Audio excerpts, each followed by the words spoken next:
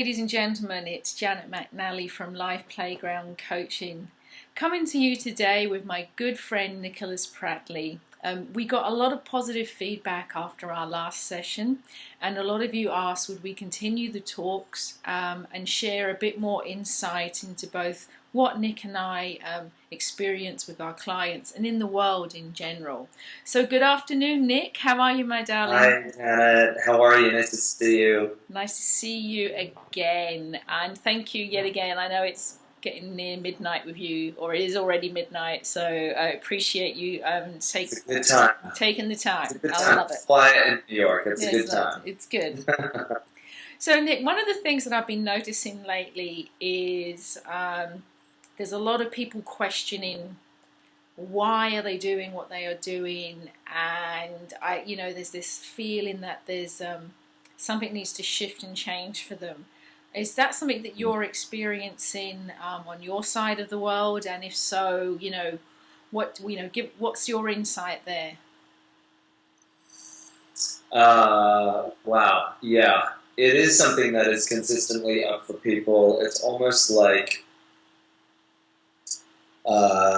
let's see, which way do we want to go here? Well, the time that we're in on the planet right now is moving out of the Piscean age into the Aquarian age. So the Piscean age represented everything below the heart chakra. Aquarian represents everything above the heart chakra. We're learning how to unplug from the lower chakras and be driven by the upper chakras because they're the ones that are related to spirit. And we're connected to the upper chakras. We're a spiritual being having a human experience, not the other way around. And we're just plugged into the lower chakras. It's all about here, Earth, being on just this physical plane. But we came from energy, and we're going back to energy. We can connect to that spiritual plane too. So there's this dramatic shift that's happening on the planet where we're unplugging from the lower chakras.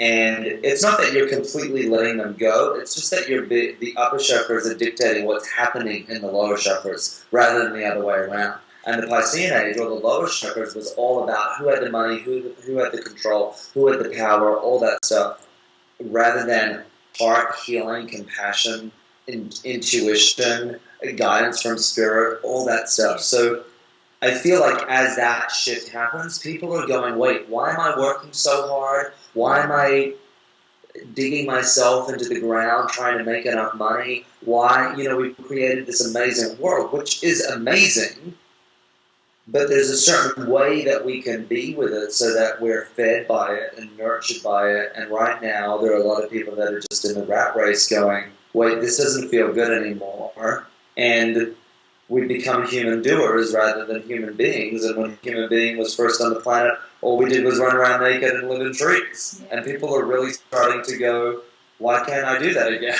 And I think just firstly for people out there that don't actually know what chakras are, chakras are energetic centers in our body. They literally, scientifically they've been proven, they're energy centers.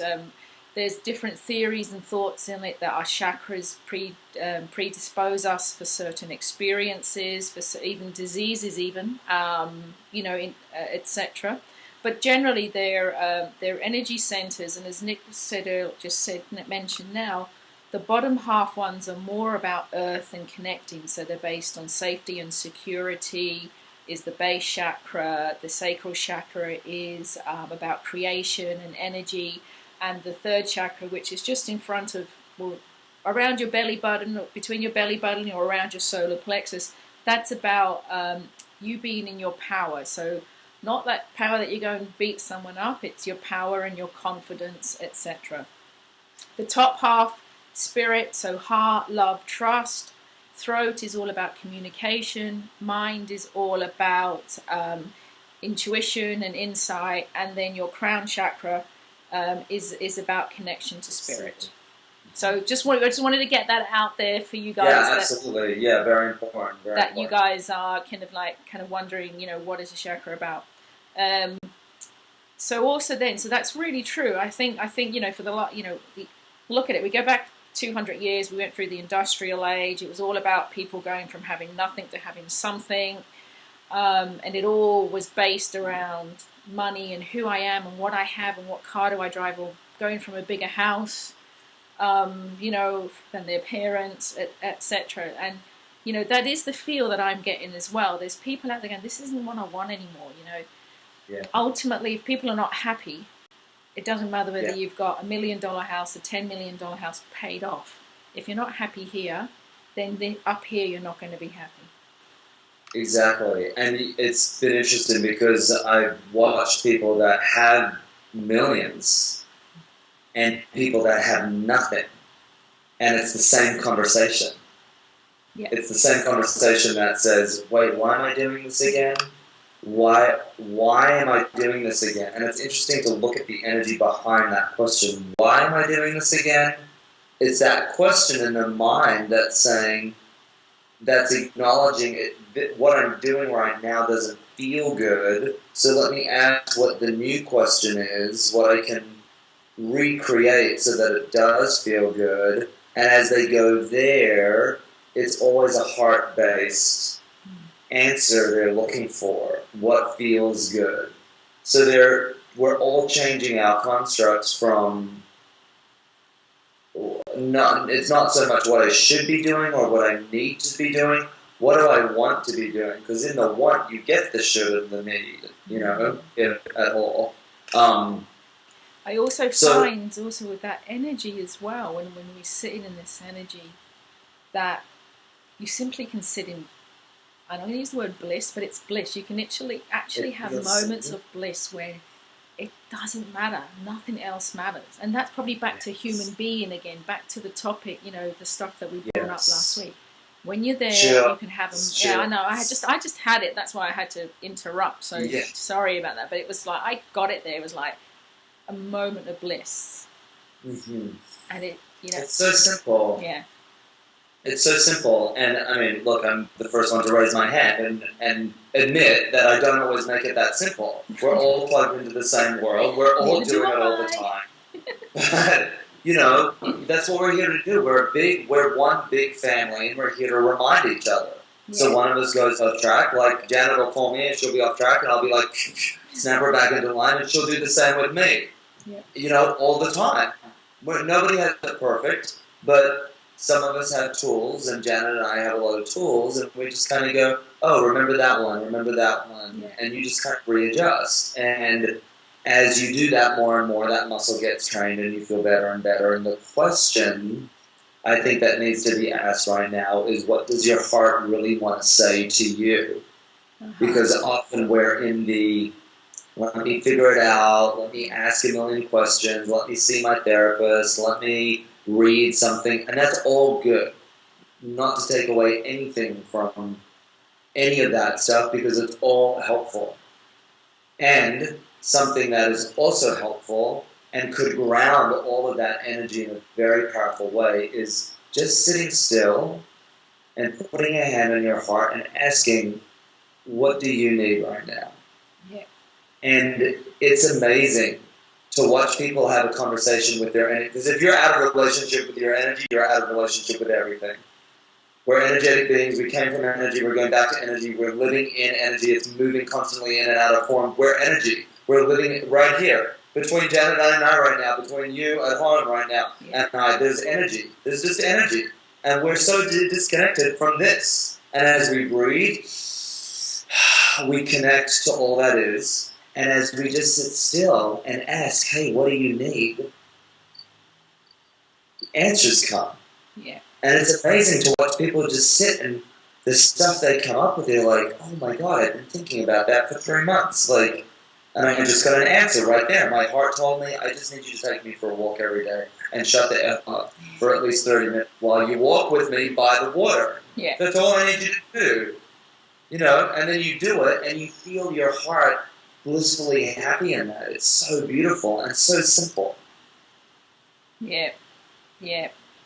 And something else that I love doing with people from a birth perspective is if we think about that energy, you know, it's all around us, and when we're, the senses are all activated when we're in love.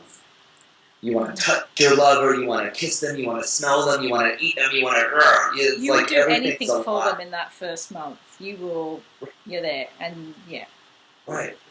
But the truth is that we can feel that way about ourselves all the time. Yeah. And when you're in your heart-centered, your senses are activated. They're all alive. They're all vibrant. You feel alive, that effervescent, life is awesome. So for us to understand that this energy that's around us all the time is actually supporting that feeling of limitless freedom, love, joy, that like sparkly, effervescent feeling that just makes you go, ooh. That is available to us all the time. And if we can just remember to breathe and have a conversation with our hearts, be in tune with that energy, we can be in bliss all the freaking time. And it's fun because Janet and I talk about this all the time. And to be honest, we are in bliss consistently.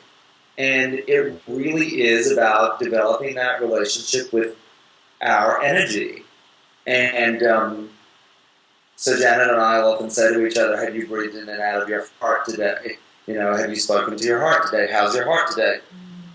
And I do this with clients where I just say, breathe in through the nose, fill it up, and make it a pretty firm breath. So it's, and you just get to the top, and once you're at the top, you just let it go out of the heart. So you're not necessarily forcing it out of the heart.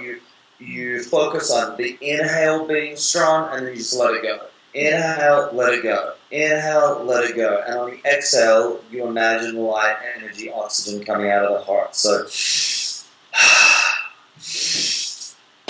what is that shifting? And what is that shifting from an energetic / emotional perspective when you do something like that? When you use that tool? Well, the interesting thing is that the first part of the breath energetically goes up into the center of the brain, right in between the hemispheres. So it's starting to, and you actually feel it in the frontal lobe of your brain where a lot of activity goes on. You'll start to feel tingles in the front of your head, and that's when people start to feel a little like, oh, wow. But the tingle and that like, oh, feeling is actually thought slowing down and a little bit of a scramble going on. Right. So if you feel like you're being really heady and just another thought, when you're wanting to have a really heart-centered conversation with your lover, lie down so your head is in line with your heart. We're often talking like this, and heads are above the heart. And nothing wrong with that, but most of the time our heads are busy, and it's getting in the way of this. So if you want a really heart-centered conversation, it's going to sound crazy. Sometimes I do it with myself. I'll lie down by my bed, look at myself in the mirror, and I'll have a conversation with myself. So that mean taking that a wee bit, from a therapeutic session, the traditional thing of going to see a psychiatrist was lying on a bed. So exactly, unawares or not, exactly, it was getting you to be in line with your heart center. Totally, it's amazing the number of things that we say and do without even realizing what the energetic response of that thing is. Mm-hmm. Like often we'll get to the end of the day and we'll think about, somebody will say, oh, I'm going to Italy, and you'll be like, oh, God, I'd love to, that sound, AH, that's the manifestation sound. So without even realizing, you're already manifesting, I want to go to Italy. I'd love to go to Italy. Yeah. Or you come home at the end of the day and you go, a bath. Yeah. Like, that's the manifestation sound. You're actually vibrating that, like, peaceful energy that... So that's surrender. That is a surrender. It's a manifestation sound, you're saying. Exactly. Okay. Exactly. And we use it all the time without even realizing. Just like the therapist lying their clients down without even realizing. Yeah. There's an energetic response. What's the aha? Exactly. Yeah. So the first part of the breath goes into the frontal lobe of the brain and starts to quiet the mind, and then the rest of the energy comes down into the heart. So it's like you're quieting the mind and opening the heart, quieting the mind, opening the heart.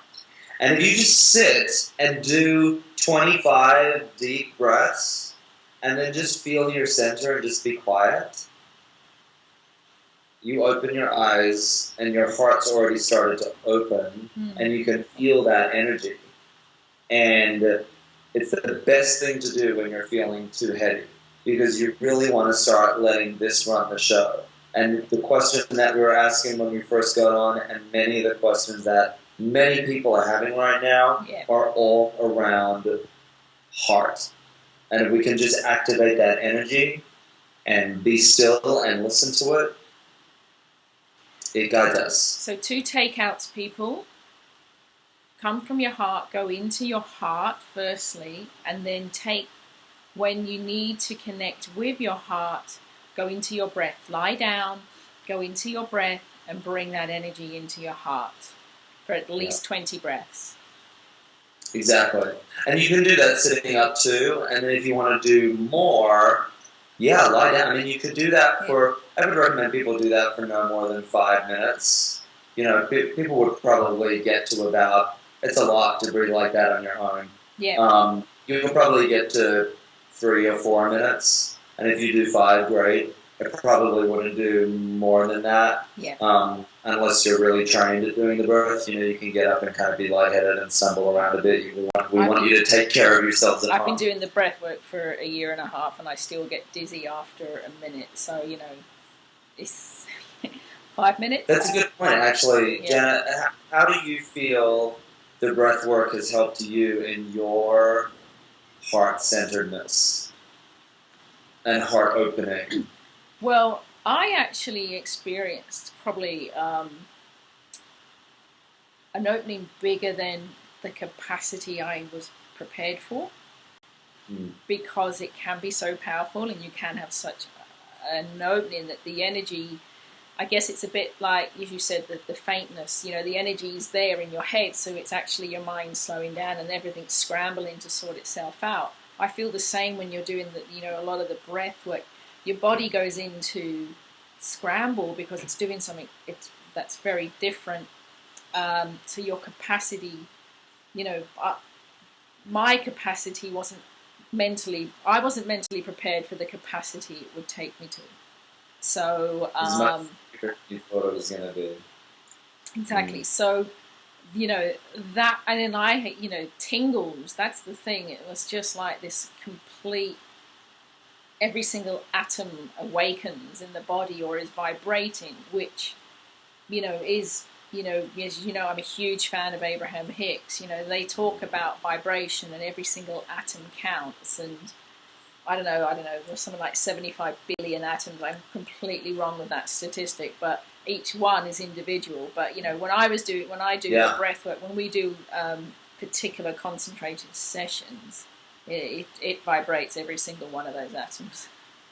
Yeah, amazing. And that is cleansing, and that is bringing in light, that is, yet again, as I'm talking, back to the heart bliss again, is coming in as I'm talking. So, yeah, it brings in that sort of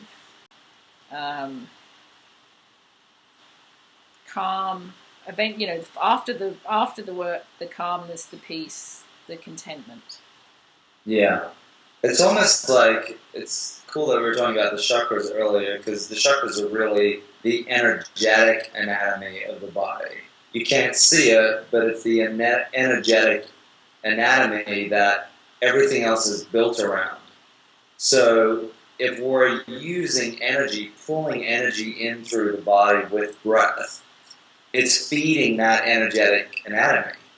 And as we let the energy in, it just opens those centers up. And the center of that system is the heart.